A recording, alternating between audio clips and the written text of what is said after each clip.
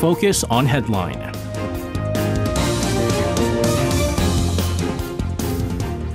And let's take a look at our major issues that's been making the headlines today here on Focus on Headline. For this, joining us in the studio, we have our reporters in Yoon Suk Yeol and Kim Min-ji. Guys, good evening to you guys. Good evening, and congratulations, SJ, again. I have met my quota. Oh. I'm done and over with. Okay. I just want to clarify just one thing. From the message from Jenga, because I thought she was legitimately requesting a song to be played.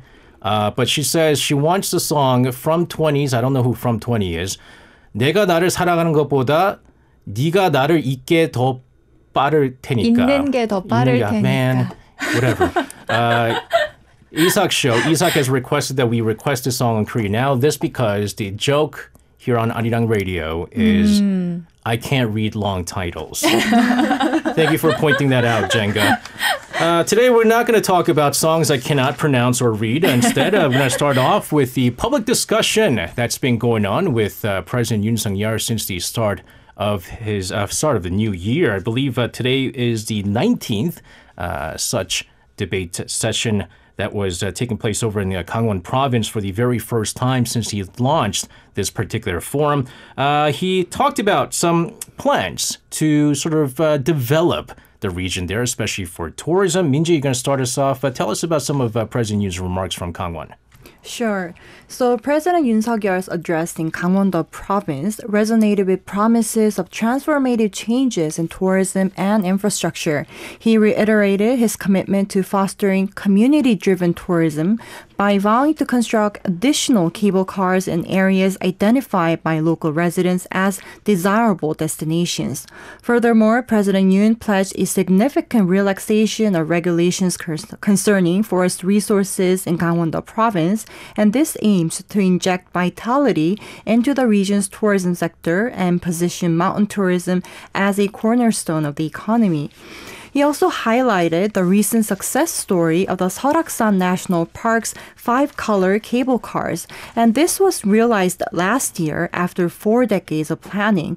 So President Yoon projected substantial economic benefits, estimating an impact of over 130 billion won, which is approximately $100 million upon its full operation in 2026. Expanding on his vision for enhanced transportation infrastructure, President Yoon outlined plans to connect Gangwon with Seoul, heralding the event of the era of Seoul-Gangwon region. President Yoon also emphasized his earlier statement about extending the GTX B line to Chuncheon and the D line to Wonju. Additionally, he assured that the government will oversee the seamless completion of both the Suncheon-Sokcho section of the East-West Rapid Transit Railway and the Yeoju-Wonju double-track railway. He also unveiled ambitious plans to propel Gangwon-do Province into a high-tech industrial hub with a focus on digital and bio-based industries. He pledged to support the 333 projects, which aims to cultivate 30,000 digital industry workers, establish 3,000 digital companies, and achieve a remarkable 300 growth in sales. Furthermore, President Yoon detailed his administration's commitment to the Gangwon hydrothermal energy cluster, leveraging the resources of the Soyangang Dam, and proposed the transformation of Donghae and Samcheok into thriving hydrogen energy sectors.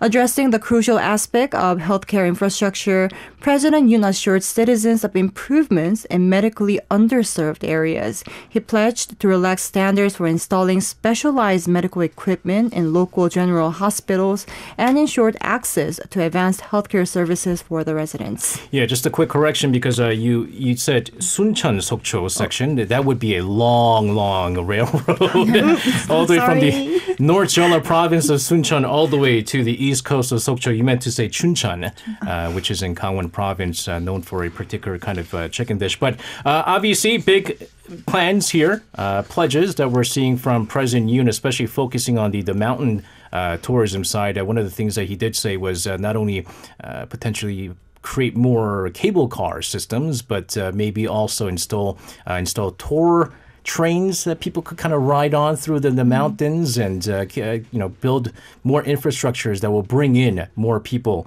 more tourists to the region, is what he said.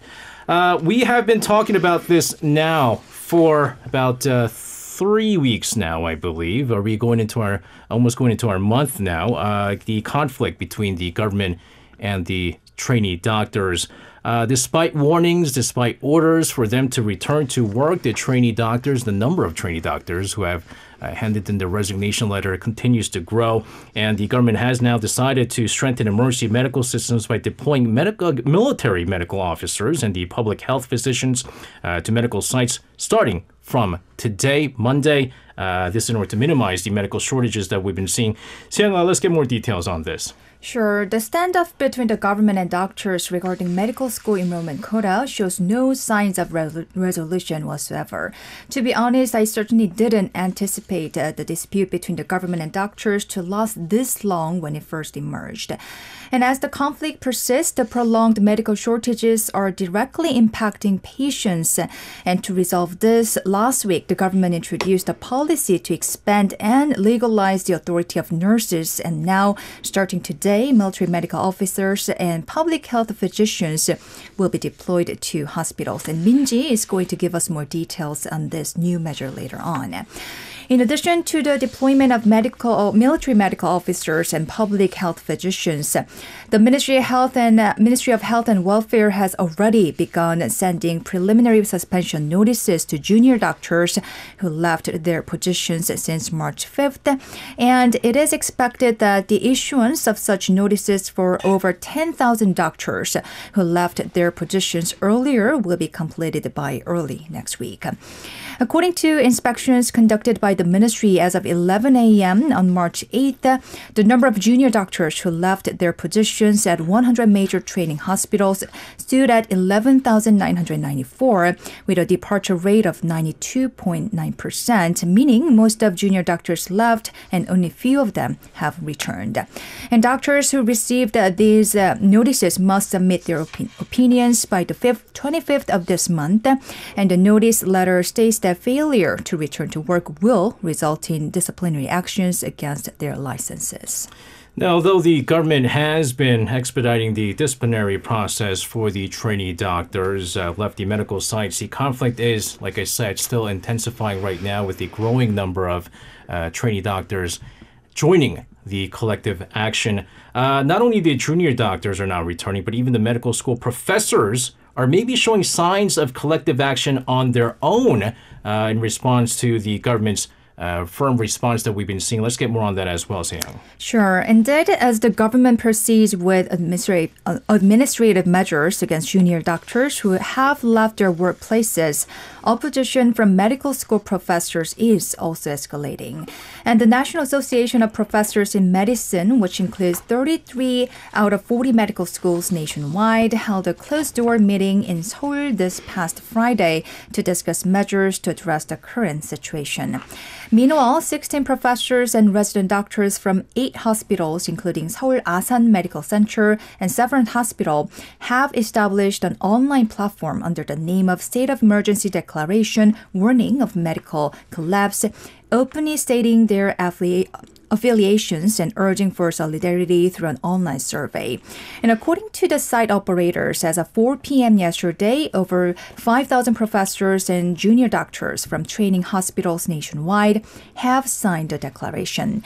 And they call for an end to government's coercive remarks and threats against junior doctors, unconditional engagement in dialogue without forcing enrolling 2,000 additional students starting next year, and a rational and candid discussion between the government and representatives from the medical field. So now this is where it gets really, really serious, because now it's not just the trainee doctors, the interns and residents, and we've even talked about many of the medical school students are all boycotting taking classes right now. But if the medical professors now get involved with the collective action, then you're going to see a huge vacuum within the medical system. And I do know that not only this meeting, I believe at 5 p.m. today, earlier today, Right. The meeting within the Seoul National University College of Medicine professors. They got together over at the Seoul National University University Hospital, the Seoul National University University Hospital in Pundang, and the Porame Hospital. Three of those hospitals. They held a meeting,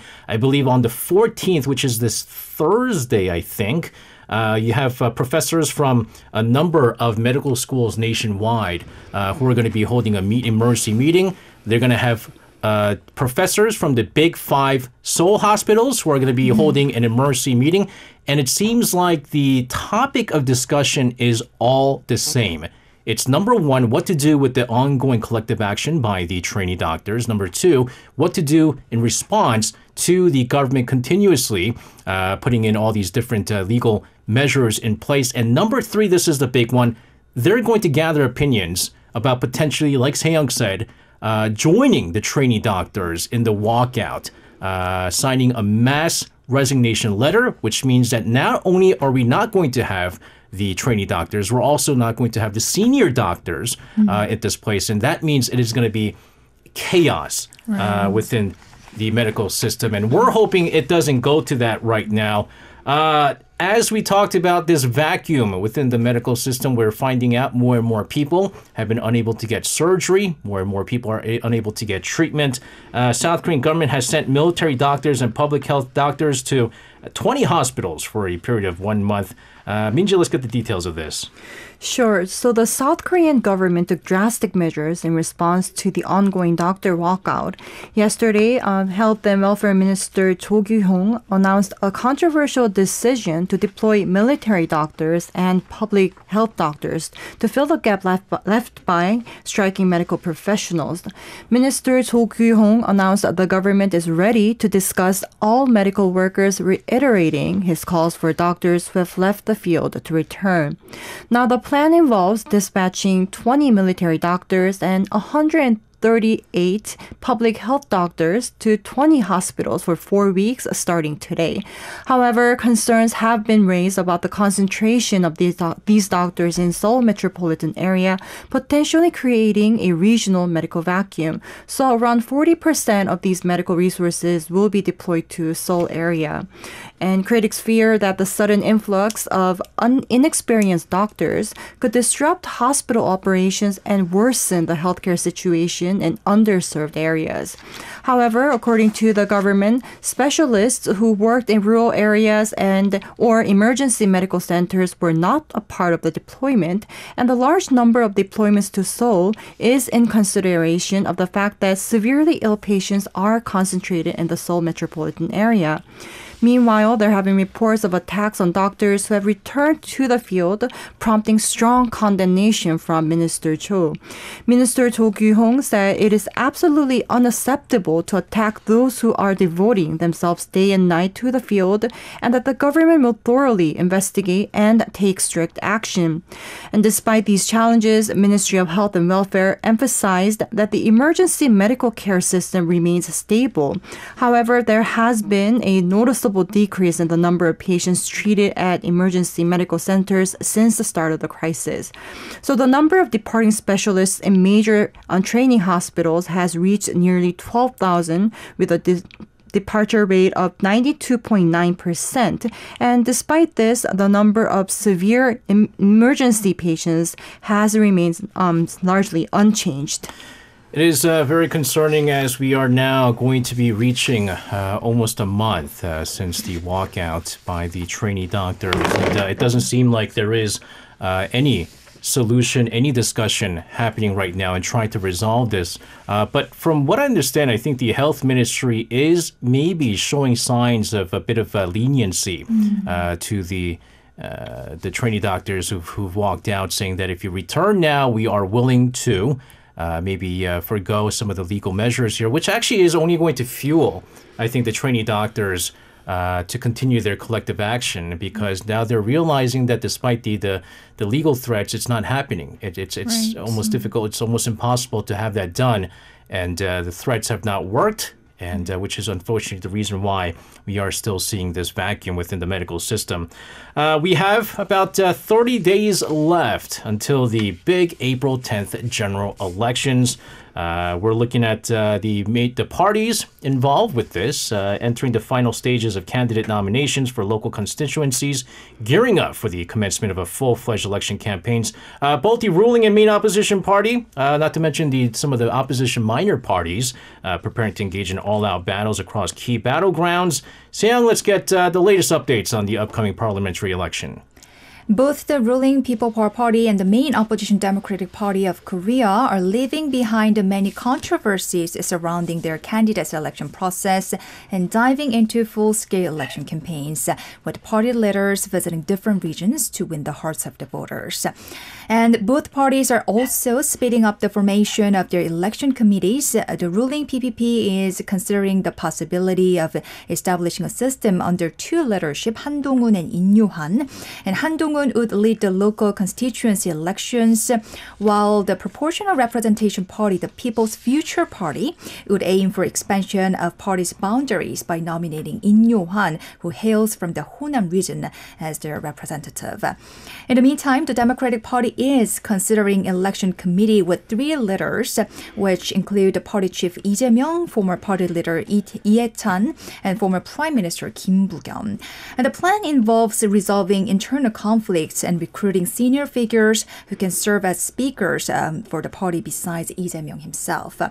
And movements within the third parties are also gaining momentum. Lee Na-kyun, the leader of New Future Party, on this Monday inaugurated the election committee, signaling a transition to full-scale general election mode. And a new Reform Party with Lee Jun-suk is focusing its efforts on the semiconductor belt in southern Gangwon-do Province, where major party figures have been challenging seats while at the same time trying to capture the hearts of young voters, especially those in their 20s and 30s. And a former Justice Minister Cho Guk-suk's new party, the National Innovation Party, also continued its efforts with a press conference today announcing new recruits. So now, with fluctuating support for the two major parties, the emergence of third parties led by former party leaders, and the establishment of proportional representation parties, along with the introduction of Cho Guk-suk's new party, the upcoming election results are becoming more unpredictable. Yeah, the way that they're sort of pursuing the next month of election campaigning is quite interesting, because you have the addition of Kim Boo-kyum, who, by the way, again, the former prime minister under the previous Moon Jae-in administration, he's joined in. And he did take note of this rift within the party, right? And so I think he came out earlier, was it today? Oh, today he had a press conference where he said that right now, it seems like the Democratic Party is divided between the so-called pro-Lee Jae-myungs and the pro-Moon Jae-ins, and there should be no pro this, pro that. It should be one Democrats pursuing just one thing in common. And he did also know that many of the voters are not sort of happy with the way that the nomination process has been for the Democratic Party, which ultimately led to a number of people either threatening to leave the party or have actually left the party and even joined the PPP. Whereas the PPP, interesting how they chose Lee Yo-han, right? He was at one point part of a committee that was looking into how to go about reform the PPP. However, the Honam region still a very, very liberal region there. I don't know how much impact it is really going to get. But nevertheless, for our listeners out there, with now less than a month to go until the parliamentary elections on April 10th, we'll keep you guys posted if you guys are interested. Get all the latest updates on that. We're going to move on to a major financial development that's causing waves across the investment community. Nearly 400,000 investors who are facing potential losses in billions, talking about billions, due to issues with the Hong Kong H-Index equity-linked securities. This is ELS for short. We had the Financial Supervisory Service earlier today stepping forward and unveiling a comprehensive plan to address the crisis and what to do about the compensation ratio. Minji, let's get the details of this. Sure. So in response to the crisis from the significant losses in the Hong Kong ELS, which affected nearly 400,000 accounts with potential losses nearing about 6 trillion Korean won, that is about 4.62 billion US dollars, the Financial Supervisory Service has introduced new guidelines for compensation. This proposed dispute resolution standard could see investors reimbursed for anywhere from 0% to 100% of their losses, taking into account the responsibilities of both the selling financial firms and the individual circumstances of investors. This approach marks a departure from the previous compensation strategies, offering a more flexible response to this crisis. The compensation framework is complex, considering factors such as seller's liability, which can account for up to 50% of the compensation, and the investor's situation, which can modify the compensation by plus or minus 45 percentage points. Now, despite the vast scope of accounts affected, the Financial Supervisory Service notes that the standardized nature of ELS products and the introduction of Financial Consumer Protection Act may result in generally lower seller liability than seen in past crises. Let's also talk about what were some of the other things that were unveiled in this particular plan. So the framework also details how compensation rates will be influenced by whether distributors adhere to or violated key sales principles. Additional points are allocated based on factors like financial vulnerability of the investor and their experience with ELS investments. Despite the potential for full compensation, the expectation is that the average compensation ratio will be lower than during the derivative-linked fund crisis, reflecting the widespread adoption and formalization of ELS as a product and the strengthened consumer protection regulations. Now, the announcement follows thorough inspections of major banks and security firms, revealing inadequate sales policies and consumer protection management practices. The identified shortcomings, particularly during volatile periods for the Hong Kong H Index, have prompted the Financial Supervisory Service to announce strict measures against illegal misconduct, ensuring accountability and urging smooth compensation process in line with the new standards. Chairman Lee Bok-hyun of the Financial Supervisory Service emphasized the balance between reasonable compensation for unjustified losses and the principle of investors' self-responsibility. He calls for cooperation to minimize it. Yes, sorry. Just minimize the current Yes. situation at this time, right? Right. Well, I want to explain this is a complicated thing right now because the FSS came out today that what they're looking at is a range between 20 to 60%, 20 to 60% in compensation ratio, which means that let's say you lost $100, let's say, right? And you get 20% rate compensation ratio. That means you only get $20 back for the losses that you incurred. But it all depends. See, the basics is 20 to 40%. That's the bare minimum you get, depending on what the situation is and how badly you were tricked by the financial institution. And then you have, you have about 10 percentage points that you get from the bank, 5 percentage points that you get from the financial institution that also linked you to this, and then 40 up to 45 percentage points depending on what kind of investor you were. So let's say you were you've never invested before, right? Or you're in the vulnerable group, you're an elderly, you're like not trustworthy enough. No, not trustworthy enough in that you get tricked easily. Like if you're in your 70s and someone said, look, you need to invest in the Hong Kong H Index with the ELS, it'll bring you a lot of money, and you were tricked into it because, for the older generation, it's harder to understand all of this. So you get 40%, but the plus and minus 45 percentage points comes from the fact that if they find out that you're actually a very experienced trader and you have a lot of knowledge in this industry, they're going to deduct up to 45%, saying that it was just your responsibility. It was you not knowing what to invest in and things like that. We're not going to compensate for your investments. And so it's complicated right now, but the good news is they're saying that they might be able to compensate up to 100% compensation ratio. And so for those that were maybe tricked into such investment will be able to get their money back here. Let's move on here. The government has announced its participation in the cross-verification of samples from the fifth discharge of contaminated water at Japan's Fukushima Daiichi nuclear power plant. This conducted by the IAEA. You have the South Korean government expressing its hope to participate in future cross-verification efforts as well. So let's get the latest on this. Such announcement came from a briefing session for the press on March 7th held by the Nuclear Safety and Security Commission. And the IAEA plans to conduct confirmation monitoring, which involves sending samples to laboratories in countries other than Japan to evaluate Japan's capabilities in analyzing contaminated water. And accordingly, the IAEA has decided to proceed with the scheduled fifth discharge confirmation monitoring and secured contaminated water samples on February 29th. And the Korea Institute of Nuclear Safety, which took part in all previous cross-verification efforts, will also participate this time.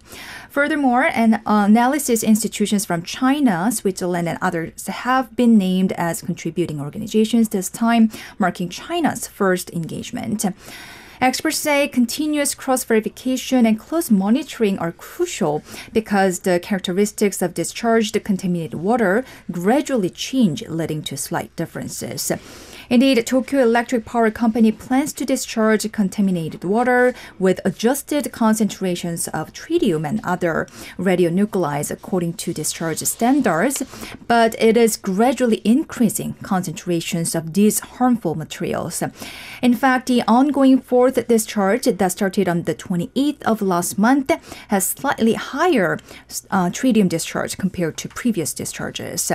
In the meantime, today marks 13 years since the Great East Japan earthquake and the Fukushima Daiichi nuclear power plant accident occurred.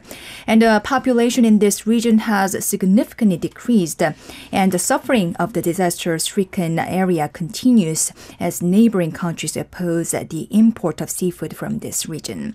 Further reports say although Tokyo Electric Power Company has set a goal to complete the decommissioning of the Fukushima Daiichi nuclear power plant by the 40th anniversary of the accident in 2051, this goal is highly unlikely to be reached, which will add to the suffering of the residents.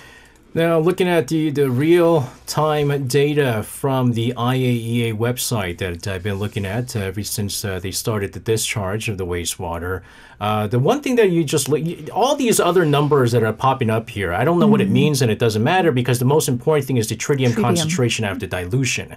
After dilution is the big thing. So currently, it is still what they say is 1/40th the regulatory standard of tritium in Japan. Now, that's just their regulation. The most important thing is that it has to be, for the international community, is that it has to be way below the IAEA's standards, which I believe it still is. But like Seong was saying, the number, it's currently at 256 becquerels per liter. It was far lower than this in the first initial release, and then it started going up slightly. But again, the fact that it's still very much below the standards is not so concerning, but it's given the fact that this is going to be going on for decades. And so what do we know? What's going to happen decades later on is the big concern. We're going to be talking about North Korea this time. As you know, last year, North Korea launched its very first reconnaissance satellite spy satellite into space, into orbit with the Malligang-1. But recent analysis shed light on the satellite's operation, raising concerns and curiosity across the world. Minji, let's get more on this. So North Korea's Malligang-1, the country's first reconnaissance satellite, continues to orbit the Earth, passing regularly over South Korea and Japan. This development, initially reported by Yomiuri Shimbun, is based on the expert analysis of publicly available data from the U.S. military.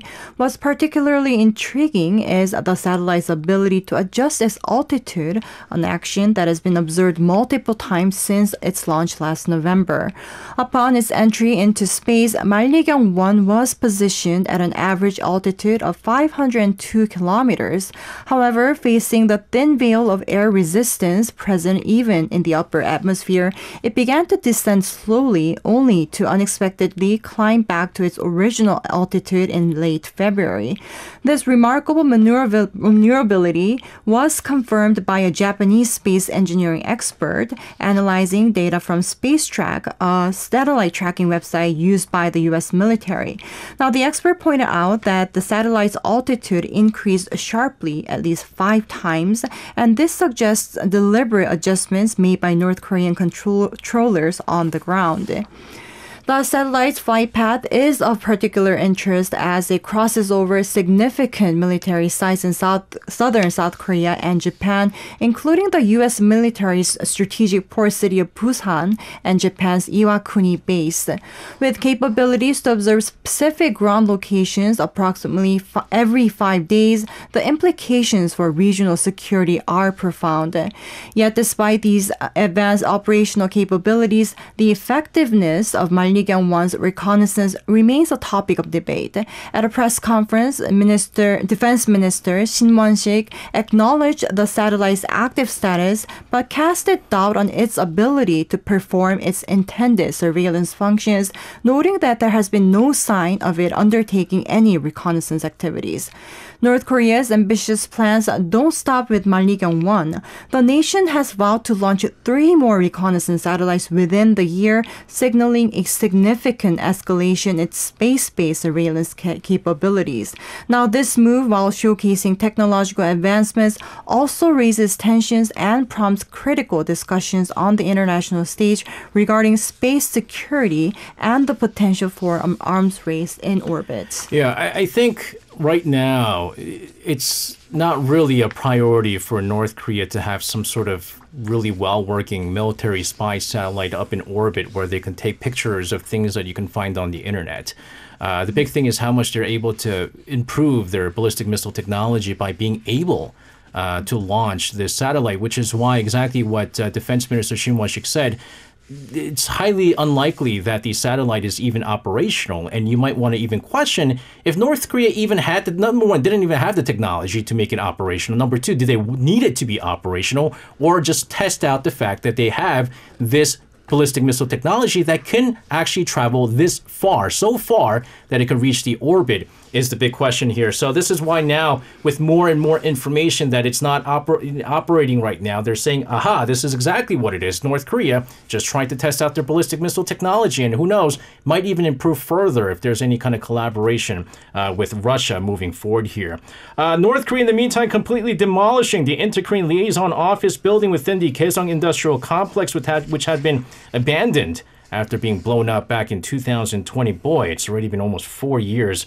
You also have a report from Voice of America just over the weekend that talked about all of this. Sam, let's get the details of this.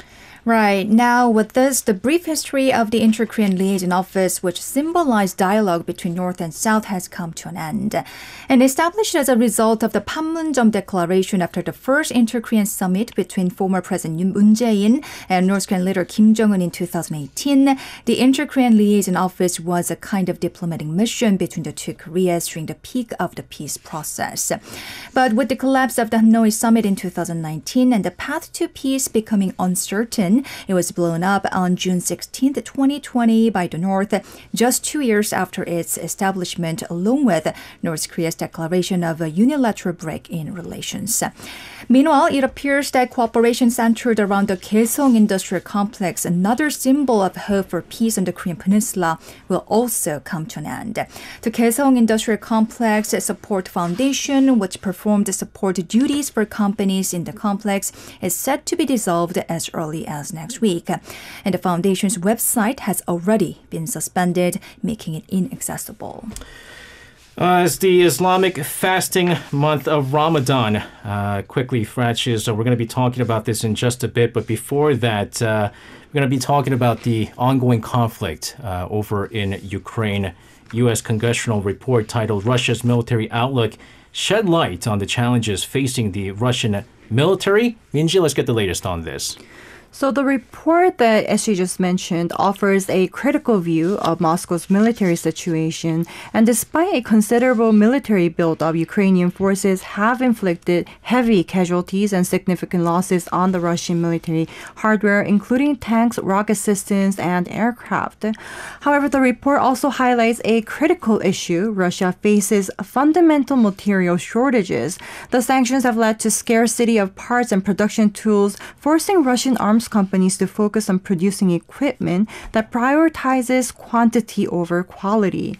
The report also touches upon North Korea's role in providing military support to Russia, a relationship that circumvents international sanctions.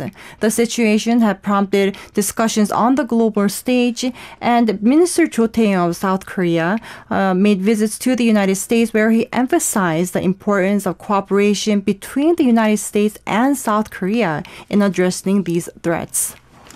Well, we talked about the Islamic month of Ramadan that's coming up, which also means fasting until, I believe, sundown. We have, not to mention, the ongoing conflict over in Gaza. You have discussions emerging in the Gaza ceasefire negotiation about temporarily halting hostilities for about at least 2 days, but still seems like a pretty much a standstill right now. And because of the Ramadan approaching and still many of the Gazans without food and proper care, this is causing a lot of alarm right now. Sam, let's get the latest over in the Middle East. According to reports from the Wall Street Journal on March 9th, the Arab mediators were known to push for a 2-day ceasefire during a meeting held on Sunday local time, aiming to coincide with the beginning of Ramadan. This proposed ceasefire represents a significant reduction compared to previous agreements. Mediating countries have been discussing a ceasefire lasting at least 6 weeks, coupled with a proposal to exchange Israeli hostages and Palestinian detainees at a ratio of 1:4. But with both sides failing to narrow their differences, the focus is now on temporarily halting hostilities for at least just 2 days. In the period of Ramadan, the holiest month in Islam, is often a time of heightened tensions and potential conflict. The Al-Aqsa Mosque in Jerusalem, revered by both Muslims and Jews, has historically been a flashpoint for violence between Israel and Palestine during Ramadan, raising concerns about potential escalations in conflicts. But whether ceasefire will indeed be reached before the start of Ramadan remains uncertain, leaving mediators grappling with the increasing risk of further civilian casualties. Yeah, I don't think with the current state right now, any holy month or any holy holiday is really going to put an end to this. I think Benjamin Netanyahu has been very firm at the fact that it's only going to take a few months until Hamas will be completely destroyed. But again, that's one thing, but it's how many civilian deaths do we need to see further, right? Guys, thank you very much for your reports. Have a safe rest of your night, and we'll see you guys again. Thank you. Thank you. You can listen to Korea Now with me, SJ Lee, by downloading the Arirang Radio application, or tune in online by visiting www.arirangradio.com. So make sure you tune in Mondays through Fridays, 6 p.m. to 8 p.m. Korea time.